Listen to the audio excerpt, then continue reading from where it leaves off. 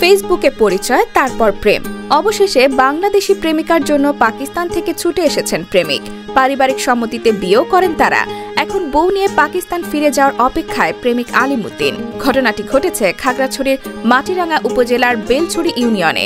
স্থানীয় উত্তরপাড়ার বাসিন্দা আলী হোসেনের মেয়ে তাহমিনা আক্তার বৃষ্টির সঙ্গে পাকিস্তানি যুবকের প্রেম এবং বিয়ের ঘটনায় এলাকায় চাঞ্চল্য সৃষ্টি হয়েছে। জানা যায়, সামাজিক যোগাযোগ মাধ্যম ফেসবুকে গত ৮ মাস ধরে আলিমুদ্দিনের সাথে বৃষ্টির প্রেমের সম্পর্ক গড়ে ওঠে। এক পর্যায়ে প্রেমের টানে গত ১১ ডিসেম্বর আলিমুদ্দিন পাকিস্তান থেকে চট্টগ্রাম হয়ে বেলছড়িতে আসেন।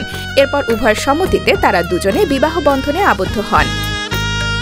এদিকে পাকিস্তানি যুবক আলিমুদ্দিন বলেন, গত ৮ মাস ধরে আমাদের প্রেমের সম্পর্ক। আমার পরিবার আমাদের সম্পর্কের বিষয়ে অবগত আছেন।